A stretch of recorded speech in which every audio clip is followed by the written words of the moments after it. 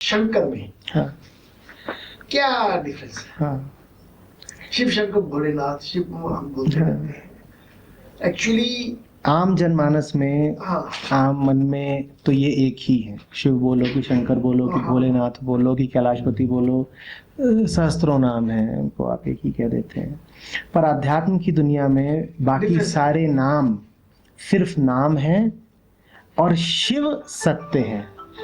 सत्यम शिवम सुंदरम, शिव आत्मा है। सिर्फ शिव के लिए आप कह सकते हैं कि शिवोहम। शिव हो। आप शंकरोहम नहीं बोलेंगे। है शब्द ही है, कुछ नहीं है, उच्चारण ही जो गले से और होठों से उद्भूत हो रहा है। तो ऐसा कुछ नहीं है, ध्वनि हो, ध्वनियों की ही बात है। लेकिन ध्वनियों में भी कौन सी ध्वनि इंगित क्या कर रही है जानना जरूरी है।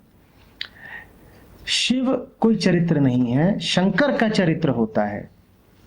शिव का कोई परिवार नहीं है, शंकर का परिवार, पत्नी, बच्चे, ये सब होते हैं। शंकर किसी पुराण के, किसी गाथा के केंद्रीय पात्र हो सकते हैं, शिव नहीं है। यहां तक कि हम जिसको शिव पुराण के नाम से जानते हैं, वास्तव में वो शिव की नहीं, शंकर की कहानी है। शिव सत्य है, शिव परमात्मा है। शिव वो अनादि अनंत ज्योति है जिसके कारण हम हैं और जो हम हैं। तो शिव इसीलिए पूर्णतया निराकार है। वास्तव में शिव कहना भी शिव को सीमित करना है। आपको वास्तव में यदि शिव कहना है तो आपको गहरे मौन में ध्यानस्थ होना पड़ेगा, वो शिव है। शंकर के बारे में आप जितना कुछ कहना चाहते हो आप कह सकते हैं। शंकर अवतार हुए। शंकर ऐसा समझ लीजिए कि आदमी की कल्पना जितना ऊंचे जा सकती है और जितना बड़े से बड़ा महल खड़ा कर सकती है और अपने लिए जो प्रबलतम आदर्श स्थापित कर सकती है, वो शंकर है। शंकर भी एक ऊंचाई है। शंकर मन जितनी अधिकतम ऊंचाई पे उड़ सकता है वो है, और शिव है उस मन का, वो बिंदु हो गया। उस मन का आकाश में विलीन हो जाना। मन को पक्षी मानिए, जितनी ऊंचाई तक वो उड़ा और अभी पक्षी है, पक्षी बनकर उड़ा, उसे शंकर मानिए। और जिस क्षण वो आकाश में ही लुप्त हो गया उसको शिवत्व मानिए।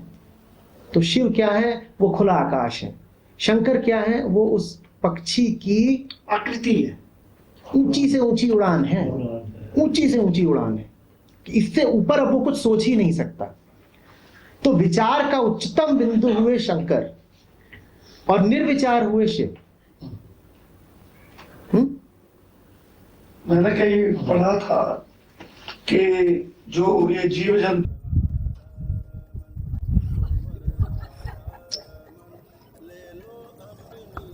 तो ये आपसे किसने कहा कि भोलेनाथ अजन्मे हैं? वो सब कहते हैं। गलत कहते हैं। भोलेनाथ का जन्म हुआ है। कैसे? शंकर का जन्म हुआ है, भोलेनाथ का जन्म हुआ है, ठीक है। शिव का जन्म नहीं हुआ है। शिव जो है वो अजन्मे है, और जो शंकर है या भोलेनाथ जिनको कह रहे हो, इनको उन्होंने जन्म दिया है। चाहे विष्णु हो, चाहे ब्रह्मा हो, चाहे ये शंकर और महेश नाम दिया है ना, इन सब के जन्म हुए सूक्ष्म में, और ये सब उपलब्ध हैं, मौजूद हैं ही ब्रह्मांड में, रहते ही हैं। और सूक्ष्म में रहने के कारण स्थूल शरीर जो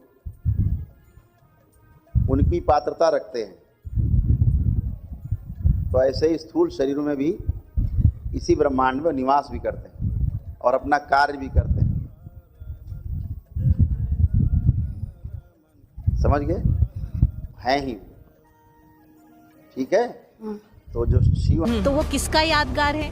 वो 3 लाइन यादगार है, ब्रह्मा विष्णु शंकर। शंकर की तो परमात्मा शिव जो है वो ज्योति स्वरूप है, जी, जी। इसीलिए उसको कहते ज्योतिर्लिंग। जी, जी। और शंकर जो है वो आकारी देवता है, उसका आकार है। जी, और जी। शिव जो है वो निराकार है। बताते हैं जैसे कि एक शिष्य है, उसने गुरु का फोटो रखा है और गुरु की पूजा कर रहे हैं। फिर उस गुरु जी ने हनुमान जी की पूजा की, फिर हनुमान जी ने किसकी पूजा की?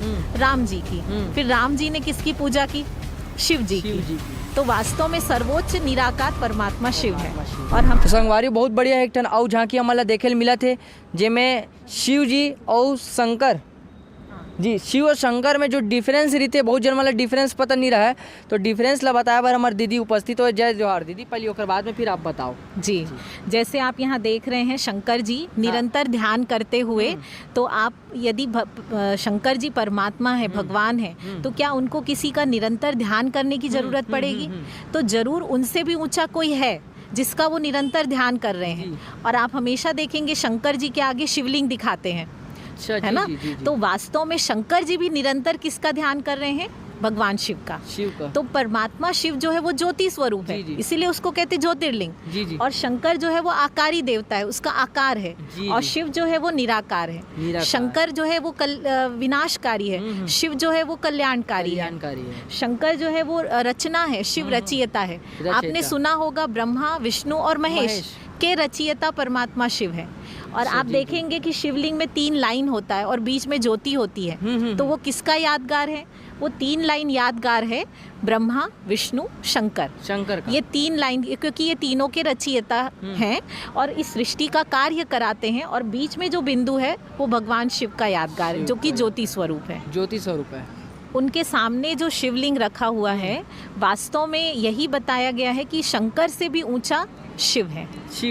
इसीलिए वो शंकर जी निरंतर शिव का। तो देखे जाए तो दीदी शंकर ले शिव बोला था, शिव लाई महादेव बोला था। जी, वो थोड़ा सा कुछ ऐसा कर्तव्य जो है परमात्मा शिव ने ज्योति स्वरूप में, ज्योति स्वरूप है, उनका कोई आकार नहीं है, लेकिन उन्होंने ब्रह्मा विष्णु शंकर इन तीनों देवताओं की रचना करके सृष्टि का कार्य कराया। तो अब वो ज्योति है, उस ज्योति का कार्य कैसे दिखाएं? तो इसीलिए शिव और शंकर को एक कर दिया, जबकि है दोनों अलग, मतलब रचना है। अर्थात भगवान शिव ने ही शंकर की रचना की है। तो दोनों में पिता पुत्र का अंतर है। अच्छा, लेकिन आज दोनों को एक कर दिया, क्योंकि भगवान शिव का कोई शारीरिक आकार नहीं है, तो उसके कर्तव्य को कैसे दिखाएं? तो दोनों को एक कर दिया। लेकिन है परमात्मा शिव ज्योति स्वरूप, कि परमात्मा शिव जो है वही सर्वोच्च है ना? इसीलिए आप देखिए एक और बहुत सुंदर अपने यहाँ पे कभी झांकी बनाते हैं, तो उसमें ये बताते हैं जैसे कि एक शिष्य है, उसने गुरु का फोटो रखा है और गुरु की पूजा कर रहे हैं। फिर उस गुरु जी ने हनुमान जी की पूजा की, फिर हनुमान जी ने किसकी पूजा की? राम जी की। फिर राम जी ने किसकी पूजा की? शिव जी की। तो वास्तव में सर्वोच्च निराकार परमात्मा शिव है, ये कहा जाता है। अब वास्तव में अगर देखा जाए तो क्या शिव और शंकर दोनों एक ही है या अलग है?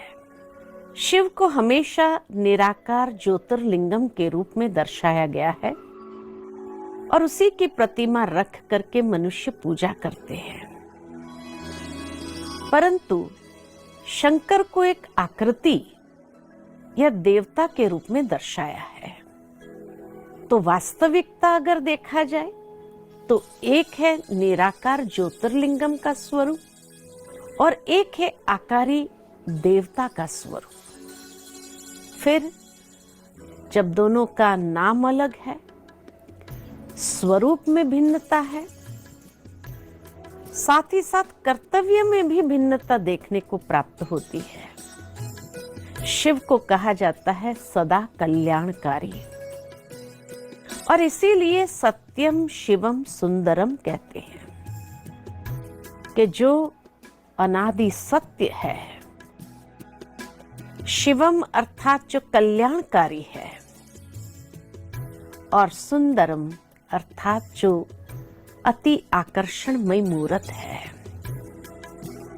वही शंकर के लिए यही कहा जाता है कि जब तीसरा नेत्र खुलता है तो महाविनाश होता है।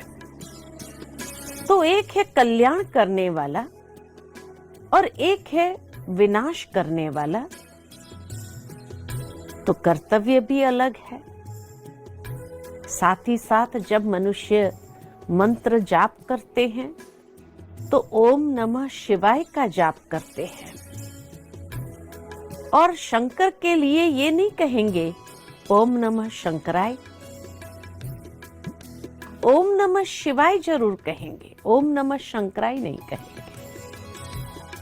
शिव परमात्मा के दिव्य अवतरण का यादगार पर्व के रूप में हम शिवरात्रि मनाते हैं, और उसको आज तक किसी ने शंकर रात्रि नहीं कही है। अर्थात कि परमात्मा शिव निराकार स्वरूप इस संसार में अवतरित होते हैं तो भी अपने निराकार स्वरूप में ही अवतरित होते हैं। लेकिन हाँ, जो गीता के अंदर भगवान के महावाक्य है, यदा यदा ही धर्मस्य, यानी जब जब धर्म की अति ग्लानि होती है तब तब परमात्मा को इस संसार में अवतरित होना पड़ता है। उसी अवतरण का यादगार शिवरात्रि के रूप में मनाया जाता है।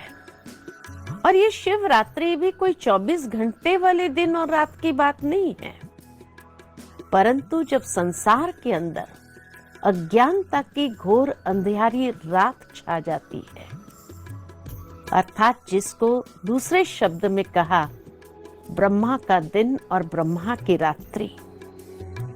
चतुर्युग में सतयुग और त्रेता युग को ब्रह्मा का दिन माना गया है, और द्वापर और कलयुग को ब्रह्मा की रात्रि कही जाती है। और कलयुग माना जो घोर रात्रि का समय, अज्ञानता का, ऐसे समय पर ही परमात्मा इस संसार में अवतरित होते हैं। इसीलिए शिव के साथ जब ओम नमः शिवाय कहा, यह शिव परमात्माय नमः कह करके याद करते हैं। और शंकर के लिए कहते हैं कि ब्रह्मा देवाय नमः, विष्णु देवाय नमः, शंकर देवाय नमः। ये स्पष्ट है कि परमात्मा शिव के लिए जब कहा शिव परमात्माय नमः, तो परमात्मा है और शंकर देवता है। साथ ही साथ शंकर को हमेशा ध्यान मुद्रा में दिखाया गया है। किसका ध्यान करते हैं? कहा जाता कैलाश पर्वत पर उन्होंने बैठ करके कितने सालों ध्यान किया, तपस्या किया। किसकी किया? कैलाश की। अर्थात स्वयं शंकर ने भी शिव का ध्यान किया। अब शंकर को क्या आवश्यकता थी शिव का ध्यान करने की? तो कहा जाता कि शिव परमात्मा सर्वशक्तिमान है, सर्व शक्तियों का स्रोत है, दाता है। तो शंकर को जब ये कार्य दिया गया था कि आंख खोलते महाविनाश होना चाहिए, तो नेचुरल है कि कितनी प्रचंड शक्ति अपने में हो तब ये कार्य कर सके।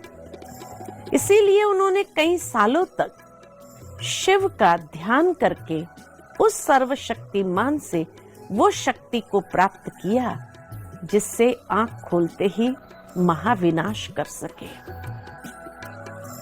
शांति, आप सभी का बहुत बहुत स्वागत है हमारे नेक्स्ट सेशन में। और परमात्मा के बारे में अभी आप काफ़ी कुछ जान चुके हैं, बहुत कुछ समझा है, और परमात्मा का जो नाम है क्या है, उसके साथ संबंध कैसे जोड़ा जा सकता है, उसको अनुभव कैसे किया जा सकता है, वो भी आपने कितनी गहराई में जाना, समझा है। तो हमने परमात्मा के बारे में जाना कि परमात्मा का जो असली नाम है वो शिव है। और शिव जो अर्थ होता है वो क्योंकि एक संस्कृत का शब्द है शिव, तो उसका जो अर्थ होता है वो भी बड़ा अच्छा शब्द है, और उसका अर्थ है सदा कल्याणकारी, जो सदा एक पॉइंट है, एक बीज की तरह है, और जो सदा दूसरों का मंगल करता रहता है, सदा दूसरों के जीवन में खुशी लाने का कार्य, सदा सुख देने का जो कार्य करता है, वही शिव है। तो शिव परमात्मा के इस गुण के कारण से ये गुणवाचक नाम उनको दिया गया है। लेकिन हम सभी बहुत बड़ी एक गलती करते हैं, एक भूल करते हैं। शिव परमात्मा का नाम हमने शंकर जी के साथ जोड़ दिया है। अब ये भूल कैसे हुई?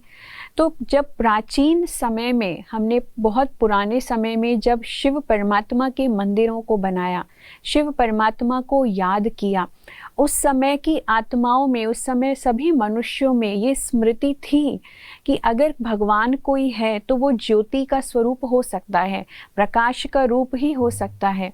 इसलिए जब शिव परमात्मा के सभी प्राचीन मंदिर बने तो उसमें सब जगह शिवलिंग बनाया गया और ज्योतिर्लिंगम रूप में ही परमात्मा शिव को याद किया गया।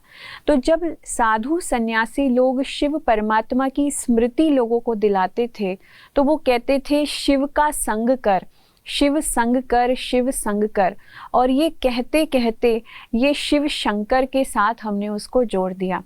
तो आज शिव और शंकर को हम एक ही मानते हैं, जबकि राधा और कृष्ण का नाम भी एक साथ लिया जाता है, वो दोनों अलग हैं। राम और सीता जी का नाम भी एक साथ लिया जाता है, वो दोनों अलग हैं। उसी तरीके से शिव शंकर जब कहा जाता है तो वो दोनों भी अलग हैं, वो दोनों भी एक नहीं हैं। तो ये जोड़ियां हैं। तो शिव और शंकर भी एक जोड़ी की तरह है। स्वयं शंकर जी भी शिव परमात्मा को याद करते हैं। उन्हें जो प्राप्ति हो रही है वो भी शिव परमात्मा से हो रही है। आप जब भी शंकर जी के मंदिर में जाएंगे तो आप शिवलिंग को उनके सामने पाएंगे। तो शंकर जी ने जो ये तपस्वी रूप धारण किया है, जो ये पूरा वेशभूषा, जो पूरी एक वेशभूषा जो उन्होंने ली हुई है, वो क्यों ली है, क्यों उन्होंने ये तपस्वी रूप लिया है? वो इसीलिए लिया है क्योंकि उन्होंने एक वैरागी जीवन दिखाया है कि मेरे जीवन में वैराग्य है। क्यों? क्योंकि मैं शिव परमात्मा की आराधना में लीन हूँ, तपस्या में लीन हूँ। तो शंकर जी एक्चुअली में मनुष्य आत्मा के ही तपस्या रूप का एक यादगार है। तो और भी क्या अंतर है शिव परमपिता परमात्मा में और शंकर देवता में, आइए उसको देखते हैं। तो शिव के लिए हम कहते हैं शिव परमात्माय नमः और शंकर जी के लिए हम कहते हैं शंकर देवताय नमः। हम कभी भी शंकर परमात्माय नमः नहीं कहते। तो शिव परमात्माय नमः, शिव परम पिता परमात्मा है, लेकिन जो शंकर हैं वो आकारी देवता हैं। शिव परमात्मा अशरीरी है, उनका कोई शरीर नहीं है, लेकिन शंकर जी का सूक्ष्म शरीर है, आकारी शरीर है। और आकारी जो दिखाया है उनको, इसका मतलब कभी तो उनका कोई जन्म भी हुआ होगा, कभी तो वो मृत्यु को भी प्राप्त हुए होंगे। तो ये एक सूक्ष्म देवता के रूप में उनको दिखाया गया है। लेकिन शिव परमात्मा अशरीरी परमपिता परमात्मा है। फिर आगे चलते हैं तो हम देखते हैं शिव परमात्मा जो है वो क्रिएटर है, रचता है, लेकिन शंकर जी जो है वो उनकी रचना है।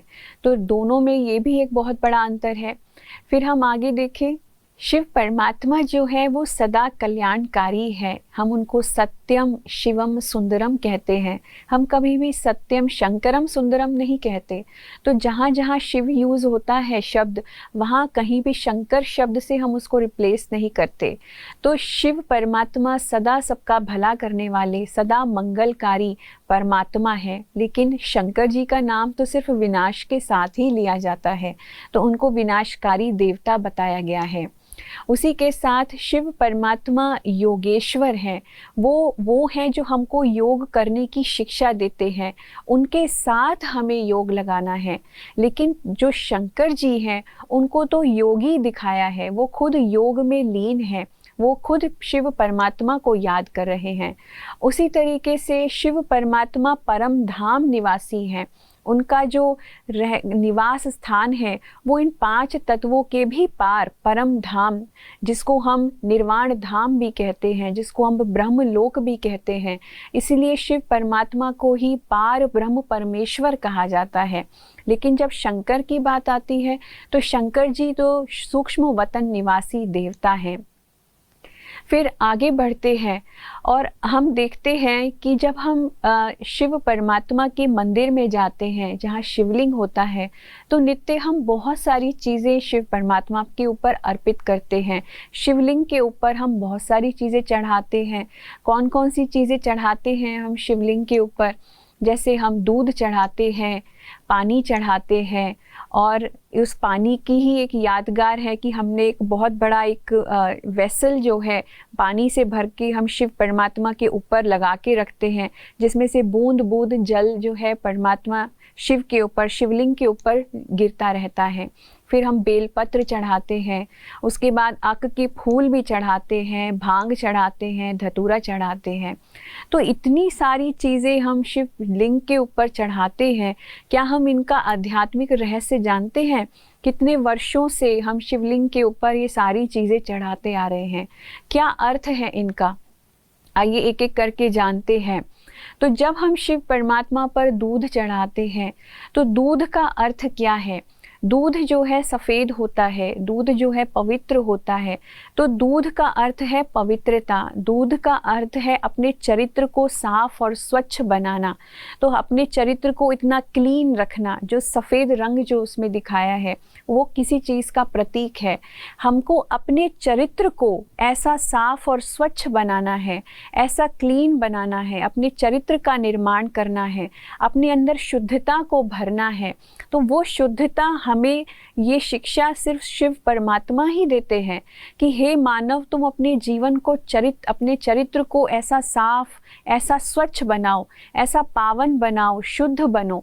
तो ये शिक्षा परमात्मा शिव ने हम सभी आत्माओं को दी, लेकिन हमने उस शिक्षा को ध्यान में नहीं रखा, लेकिन हमने वो सब छोड़ कर के दूध चढ़ाना शिव परमात्मा पर शुरू कर दिया। फिर हमने पानी चढ़ाना शुरू किया। तो पानी का गुण होता है शीतलता, पानी ठंडक देता है। क्या हम एक दूसरे को, अपने जीवन में हमारी कितनी शीतलता है, हम क्या एक दूसरे को शांति का दान दे सकते हैं या खुद भी शांत रह सकते हैं? तो पानी जो चढ़ाना है, तो परमात्मा शिव ने हमें ये संदेश दिया कि हे मानव, तुम अपने अंदर शांति को ग्रहण करो, साइलेंस को ग्रहण करो, अपने जीवन को शांत बनाओ, शीतल बनाओ। तो हमने वो सब भी छोड़ करके अशांति तो ले ली, लेकिन शिवलिंग को शांत करने के लिए उसके ऊपर पानी चढ़ाना शुरू कर दिया। तो आज हम जल चढ़ाते हैं शिवलिंग के ऊपर, जबकि जल जैसा शीतल, जल जैसा पावन हमें खुद बनना था। और उसी का ही एक प्रतीक जो है, जो एक वेसल है, एक बर्तन है जो उसके ऊपर रखा रहता है, और उसमें से बूंद बूंद जल जो है शिवलिंग के ऊपर चढ़ता है। तो इसका क्या आध्यात्मिक रहस्य है? तो जल जो है वो इसलिए चढ़ता है कि हमें श्वासों श्वास शिव परमात्मा को याद करना था। बूंद बूंद का अर्थ है एक एक सांस जो उसके ऊपर अर्पित हो, हमारा जीवन का एक एक समय, एक एक क्षण उसकी याद में बीते। तो वो क्षण भी हम भगवान को नहीं दे पाए, उसकी याद में हम नहीं व्यतीत कर पाए। तो हमने उसका प्रतीक जो है एक जल के रूप में एक बर्तन रख के, उसमें पानी रख के और उसके ऊपर जल दिखा दिया, और वो बूंद बूंद उसके ऊपर गिर रहा है, हर क्षण उसके ऊपर वो जल गिर रहा है। तो वो अर्पण का प्रतीक है। तो हमें अपने जीवन में परमात्मा की याद के साथ जीवन व्यतीत करना था, लेकिन वो भी हमने नहीं किया। फिर आगे हम शिव परमात्मा के ऊपर अक का फूल चढ़ाते हैं। अक का फूल जो होता है वो जहरीला होता है। तो कोई भी ऐसे देवी देवता नहीं है जिनके ऊपर कभी ये फूल चढ़ाया जाता हो, लेकिन केवल एक शिवलिंग ही होता है जिसके ऊपर आक का फूल है, क्योंकि एक शिव परमात्मा ही है जो ऐसा फूल स्वीकार कर रहे हैं, और कोई फूल नहीं है। क्यों चढ़ाया जाता है आक का फूल? ये जहरीला फूल क्यों चढ़ाया जाता है? क्यों? क्योंकि शिव परमात्मा ही हैं जो आकर के हमसे हमारी सारी बुराइयां, हमारे सारे विकारों को मांगते हैं। वो विकार, वो बुराइयां जो विष के समान हमें ही खा रही हैं। ऐसा विष जो हम खुद स्वीकार करके आज हम खुद अंदर से खोखले हो चुके हैं, हमारे जीवन में दुख और अशांति का कारण हो चुका है, जिससे हम आत्माएं खुद मूर्छित हो चुकी हैं। तो ऐसे अक के फूल को हम खुद तो स्वीकार नहीं करते, ऐसे जीवन में से ऐसी बुराइयों को निकाल करके वो शिव परमात्मा पर अर्पित करने के बजाय अपने सारे विकारों को शिव परमात्मा को देने के बजाय हम अक के जहरीले फूल शिव परमात्मा पर चढ़ा देते हैं कि तुम इसी से प्रसन्न हो जाओ। फिर उसके बाद हम चढ़ाते हैं भांग और धतूरा। भांग और धतूरा जो होता है वो नशीले पदार्थ होते हैं। आज का मनुष्य कितने नशों में अपने आप को लिप्त कर चुका है। दुनिया के अनेकों नशे हैं जो आज हम छोड़ना ही नहीं चाहते हैं। तो कभी कोई नशा है, किसी को पैसा कमाने का नशा है, किसी को शराब पीने का नशा है, किसी को बीड़ी सिगरेट पीने का नशा है, किसी को घूमने का नशा है, किसी को शॉपिंग करने का नशा है, किसी को मोबाइल फ़ोन्स पे पूरे टाइम लगे रहने का नशा है, किसी को इंटरनेट का नशा है, किसी को बातें करने का नशा है। तो दुनिया भर के नशों में हम लीन हैं, हम उसमें अपना समय गंवा रहे हैं। लेकिन ये सारे नशों को छोड़ करके अपने जीवन को एक श्रेष्ठ मार्ग देना, अपने जीवन को सफल बनाने का काम करना, वो काम हमने नहीं किया। इन नशों को हमें परमात्मा शिव को देना था, उससे अर्पित करना था, पर वो काम हमने नहीं किया। लेकिन उसकी याद में भांग और धतूरे को घोट घोट करके और उसके ऊपर चढ़ाना और फिर खुद भी स्वीकार करना। जब शिवरात्रि होती है तो हम भांग घोट घोट करके पीते हैं, ये सोचते हैं कि ये शिव का प्रसाद है, पर वो प्रसाद नहीं है। परमात्मा शिव तो हमें शिक्षा देते हैं कि इन सारे नशों को तुम छोड़ो और एक मेरी याद के नशे में रहो। तो उस नशे को हमने छोड़ा नहीं, इन सारी दुनियावी नशों को छोड़ा नहीं, लेकिन भांग और धतूरा ये शिव परमात्मा पे चढ़ाया। फिर